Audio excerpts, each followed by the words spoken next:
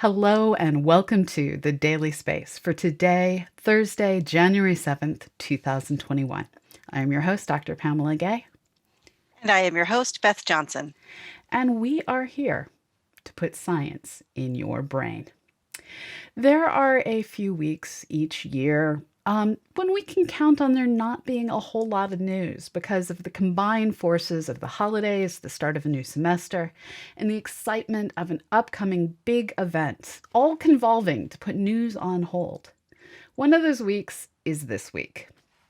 The American Astronomical Society Conference, the largest US based astronomy conference each year, starts this weekend. Next week, we can look forward to a cool string of amazing releases as astronomers showcase their latest discoveries. Today, though, instead of looking at what is new in space and astronomy, we're going to look ahead to what events we can expect to see this year. In space and astronomy, we have four big things we can enjoy. While we can't predict when new science will come out, we can predict when the stars and planets will align to bring us amazing celestial treats. In 2021, we won't have a repeat of the Jupiter and Saturn conjunction that we just experienced in December 2020, but we will have a meeting of Jupiter and Mercury. On March 5th, these two planets will align in the sky so that they appear in the same binocular field of view. Their separation will be less than the width of the moon. In general, Mercury is very hard to see because it is often located in the twilight sky, and it is, on average, the faintest of the planets visible to the unaided eye. If you've never seen Mercury, this will be your chance.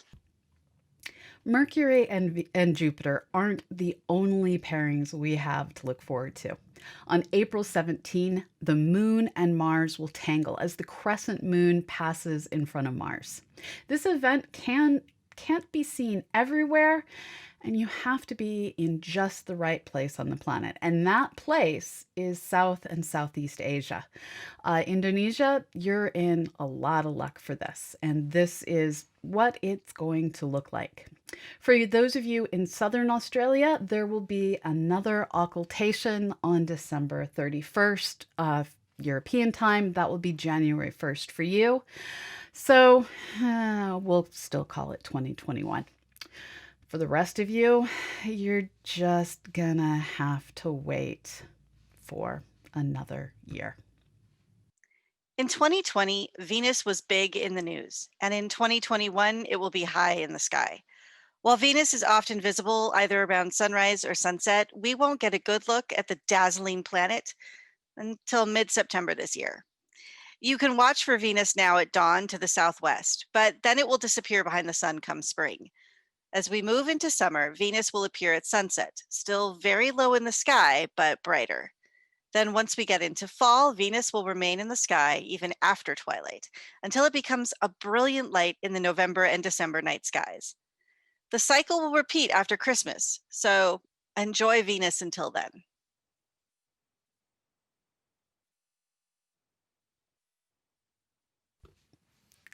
As so often happens, 2021 will also have its share of eclipses of both the moon and the sun. And there is a little something for everyone. On May 26th, we're going to get a complete eclipse of the moon. This will be visible to anyone in the Pacific Rim, with Hawaiians getting the eclipse when the moon is high in their sky. Later in the same lunar orbit, there will be a ring of fire solar eclipse during which the moon will be far enough away from the Earth that its size won't be able to completely block the sun. The eclipse path will explore the extreme north, traveling from Canada and Greenland past the North Pole and into Siberia. Partial eclipses will be seen to people through North America. Now, lunar and solar eclipses tend to come in pairs, and in 2021, we'll get two separate pairs to enjoy. A second partial lunar eclipse will occur on November 19th and will be visible to the UK and Australia. Its partner, solar eclipse, will be on December 4th, and it will travel through the Antarctic, being visible on a path from the Fleischner-Ronne ice shelf through to the Ross Sea. A partial eclipse will be visible in southern Africa, Tasmania, and southern sections of Australia and New Zealand.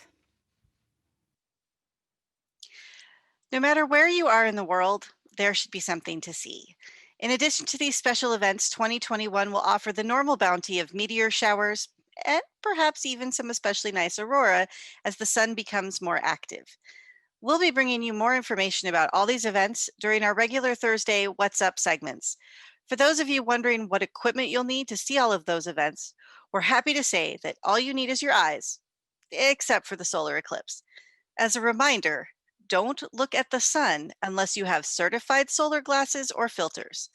These are often sold as eclipse glasses, but they can be used any clear day of the year to study the sun and its changing set of spots.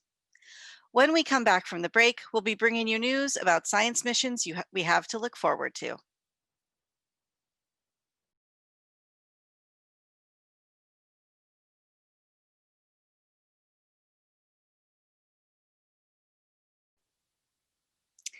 At the end of July last year, we brought you the live launches of not one, not two, but three missions to Mars. The first to arrive will be HOPE, the ambitious first mission for the United Arab Emirates. HOPE will study the weather and atmosphere of Mars from orbit, looking to answer questions such as why hydrogen and oxygen are being lost to space at a high rate. Next, China's Tianwen-1 spacecraft will arrive on February 10th and settle into orbit while preparing for their country's first rover touchdown on Mars later on in May. The mission seeks to answer questions about life on the red planet, either past or present, and is a sign of the continuing engineering progress being made in China's space program. Finally, NASA's Perseverance rover will arrive on February 18th and give us another 7 minutes of terror landing event to rival Curiosity. The target destination for the landing is Jezero Crater, where there was once a vast lake that could have been habitable millions of years ago. Percy's mission is to look for signs of life, particularly microbes under the topsoil and in the sedimentary layers. On board Perseverance is NASA's experimental helicopter Ingenuity. The drone is set to test just how well controlled flight might work on another planet, and it comes with carbon fiber blades that spin at 2400 RPM, as well as solar cells and batteries, but no science instrumentation. Before it can potentially fly, Ingenuity has to survive the trip to Mars, deploy from Percy, keep itself warm, and charge itself. Only then will the team attempt to fly the helicopter. While Earth has been regularly populating Mars with robots and probes for the last couple of decades, the moon has been pretty neglected until recently. In 2020, we saw many nations land with more and less success on the moon. And in 2021, efforts to work toward a return of humans to the moon will take shape. Two of the larger missions come from traditional powerhouses, the US and Russia. If all goes well, no later than November 2021, we'll see the first launch of a Space Launch System rocket. While a lot of companies start with test flights and hops, SLS is going to go from 0 launches to lunar orbit in a single go, if all goes well. This is a reminder, space is hard. The current plan is for SLS to launch with an unoccupied Orion crew capsule as well as a suite of CubeSats. This is an international mission with the Orion service module being provided by the European Space Agency. Orion will carry a number of experiments, including tests using mannequins to measure the radiation levels we can expect astronauts to experience. The SLS mission is exceedingly over budget and behind schedule. And I put even odds on this mission being canceled, failing to launch, or succeeding reasonably well. Time will only tell. And once again, I'd like to remind everyone, space is hard. While SLS has been under development for years and years and years and is likely to leave us waiting through most of 2021, Russia is fast-tracking its own travels. Back in the 1970s, the USSR's lunar program brought back rockload after rockload after the Apollo missions had become just memories. After seeing China, Israel, and India all head back to the moon, in August 2020, Roscosmos announced it will launch Luna 25, nominally in October 2021. According to Scientific America, Roscosmos has stated the Luna 25 space project opens a long term Russian lunar program, which includes missions to study the moon from orbit and the surface, the collection and return of lunar soil to Earth, as well as, in the future, the construction of a visited lunar base and full scale development of our satellite. That satellite being the moon. I don't know how to put odds on this occurring. Roscosmos has proven they can incrementally advance old technology to do new tricks for decades. And if anyone can resurrect 40-year-old spacecraft plans to produce something new, this is the space agency to do it. I think it's safe to say a new space race is on. And this time the question is, which nation will build the first lunar base? Speaking of odds of occurring, as of writing, the launch date for JWST is October 31st, 2021. That's right. We're supposed to finally launch our biggest, fanciest space telescope to date on Halloween. Because what could be scarier? With all of the budget overruns and delays, the amount of skepticism surrounding this launch is high. However, if we can get JWST launched and operational this year, we can finally begin to do some amazing science with the successor to the 30-year-old Hubble Space Telescope.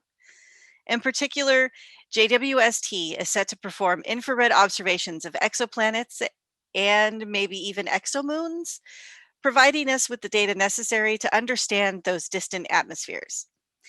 It's even possible that if they're out there and if we look in the right direction, JWST could detect biosignatures of extraterrestrial life. But we have to get JWST to launch first, and we'll continue to update any changes to the current schedule as they are announced.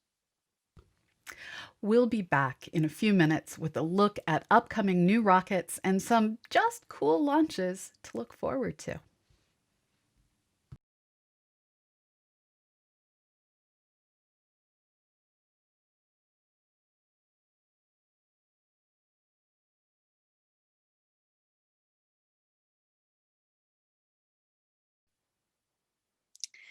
Remember 2019?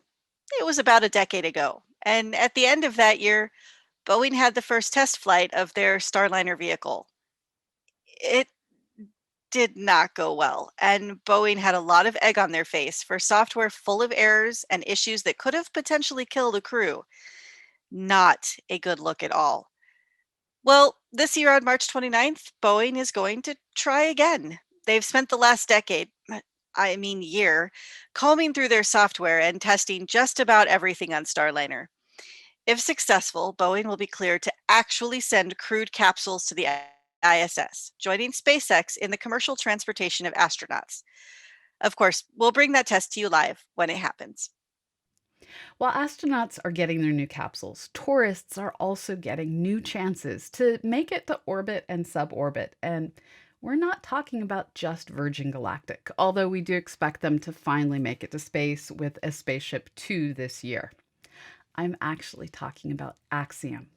Flying on a SpaceX Crew Dragon, Axiom Space intends to launch 4 people to the ISS for an 8-day stay. While Tom Cruise and Doug Liman were originally scheduled to fly as part of a movie project, they have postponed for a later mission. So if you want to fill their now empty seats, it will cost you $55 million. On the suborbital tourism front, Blue Origin plans to put people in space on their New Shepard vehicle at some point this year. They have already launched New Shepard 13 times, and their reusable booster has successfully landed after flight, just like the Falcon 9 booster. Space tourists can expect to enjoy 11 minutes of flight time and will technically be in space once they pass the Kármán line. They will get to reach speeds of up to Mach 3 and then return to Earth via the capsule and its parachutes. Landings take place in West Texas. The ticket price isn't officially listed, but industry expectations are in the range of $200,000 to $250,000 per seat. Launching humans to space is cool because we can imagine ourselves in space when we see others fly. But sometimes it's just awesome to see a giant rocket lift off with or without humans on board. In 2018 and 2019, we got to see the Falcon Heavy launch 3 times. But there has been no giant rocket joy since June 2019. That is all set to change on or shortly after February 28th, when a Falcon Heavy is slated to launch a U.S. Air Force classified payload. Not to be outdone, Blue Origin plans to launch their partially reusable New Glenn rocket on its inaugural flight sometime in 2021. This rocket follows the single tube design of the Saturn V, and in its 3 stage configuration will stand nearly as tall as a Saturn V. While New Glenn has yet to fly, Blue Origin has already scored contracts with OneWeb, Telesat, and other companies to launch their rockets. Going to space is certainly much flashier than exploring from Earth, but great science still comes from ground-based instruments, and we'll take a look ahead to LSST at the Vera Rubin Observatory when we get back.